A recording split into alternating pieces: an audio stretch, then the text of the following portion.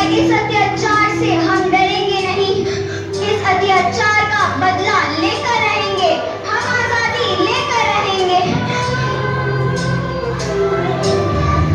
जलियांवाला बाग हर हिंदुस्तानी की आंख नम कर गया। इस कांड में कितने मासूमों की आहुति चढ़ गई, इतनी हैवानियत से इंसानियत कत्ल कर दी गई। जलियांवाला बाग के हत्याकांड ने आजादी की आग में घी देने का काम किया। मासूम औरतों, बच्चों की दर्द भरी चीखें और सिसकियां इनकलाब का गूंज बनकर उभरी। लाला लाजपत राय, भगत सिंह, राजगुरु, सुखदेव सरीखे क्रांतिकारियों ने भारत की इस जमीन से विदेशी दरिंदों को निकाल फेंकने के मंसूबे मजबूत कर लिए। 8 अप्रैल 1929 लाला लाजपत राय के नेतृत्व में साइमन कमीशन के खिलाफ एक भारी जुलूस निकाला गया। साइमन कमीशन वापस जाओ! साइमन कमीशन वापस जाओ! साइमन कमीशन वापस जाओ! साइमन कमीशन वापस जाओ! साइमन कमीशन वापस जाओ! साइमन कमीशन जो है! साइमन कमीशन जो है! साइमन कमीशन जो है! साइमन कमीशन जो है! बेवकूफ इंडियंस, तुमको हमारी बात समझ में नहीं आती। Stop this! साइमन कमीशन नहीं मानता। I said stop this!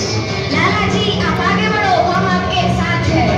Lala जी मत छोड़ो, हम आपके साथ हैं। लाला जी मत छोड़ो, हम आपके साथ हैं। राखी छोड़ो!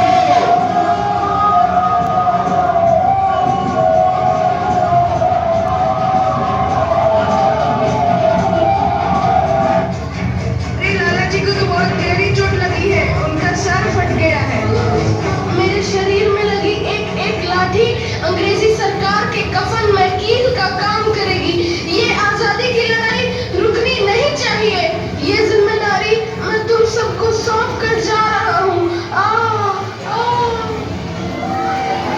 लाला लाजपत राय की दर्दनाक मौत के बाद भगत सिंह, सुखदेव, राजगुरु वतन के इन मतवालों के खून में ऐसा उबाल आया जिसका सामना करना अंग्रेजी सरकार के लिए मुश्किल हो गया। अंग्रेजों को करारा जवाब देने के लिए स्कॉट और सैंडर्स को मारने की रूपरेखा रची गई।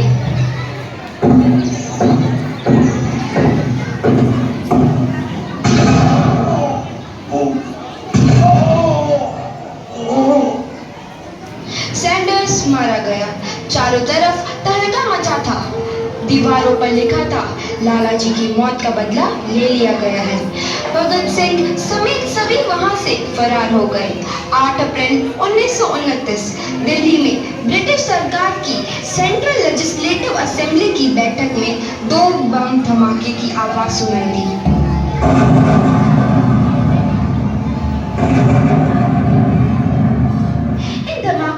अंग्रेजी हुकूमत को हिलाकर रख दिया।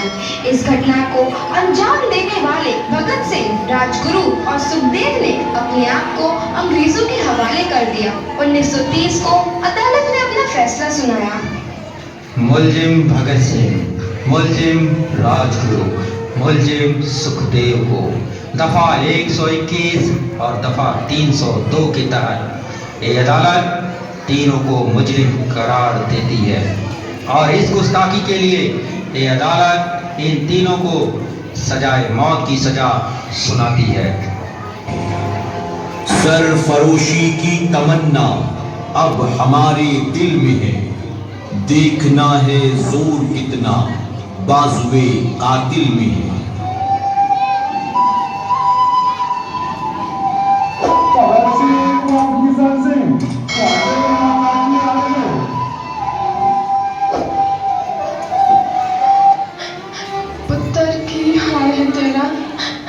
मैं चंगा हूँ माँ, फिक्र करने की कोई गल नहीं। पुत्र, मेरा दिल तेरी तरह पत्थर दिल नहीं होगा। तेरी ये गला सुन के मेरा कलेजा फटे जा रहा है। माँ मेरा दिल कोई पत्थर जैसा नहीं है, एक वतन परस्त का दिल है जो मेरे देश प्रेम के जज्बे को ताकत देता है। बेटा, मेरा लाल। माँ आज मेरी तपस्या पूरी होने जा रही है। जे तू रोई तो मैंने तकलीफ होइया। सोच तेरा पुत्र भारत आज शादी करने वास्ते जा रहा है। फर्क केवल इतना है, वो घोड़ी पर नहीं फांसी पर चढ़ने वास्ते जा रहा है। आज तू क्रांतिकारी की माँ है, कल तू एक शहीद की माँ होगी। माँ पुत्र भगत, तू इतनी छोटी उम्र में हम सबको छोड़ के चला जाएगा? तूने जिंदगी में देखा ही क्या है पुत्र? मैंने अपनी माँ देखी है, जिसने मुझे एक ही बात बताई है कि बेटे, अपने देश के लिए एक बार मरना 100 बार जन्म लेने के बराबर होता है। अच्छा माँ, अब आशीर्वाद दे, आखिरी बार विदाई लेने का समय आ गया है। भगत, मेरे लाल,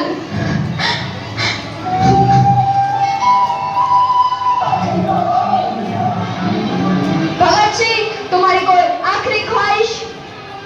हमारे हाथ खोल दिए जाए। हम तीनों दोस्त एक दूसरे से गले मिलना चाहते हैं, उनके हाथ खोल दिए जाए।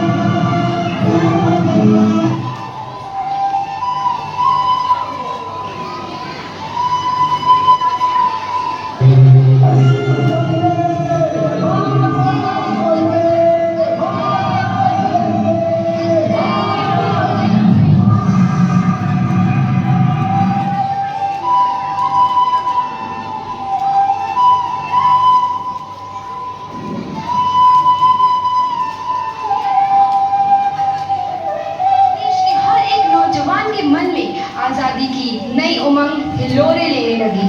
अंग्रेजों भारत छोड़ो का नारा जोर पकड़ रहा था। सबने एक आजाद भारत का सपना देखना आरंभ कर दिया था। हर कोई अपने अपने ढंग से इस महायज्ञ में अपनी आहुति दे रहा था। सुभाष चंद्र बोस, रानी लक्ष्मीबाई, तात्या टोपे और मंगल पांडे जैसे शहीदों की कुर्बानी रंग लाई। 15 अगस्त 1947 को भारत आजाद हुआ।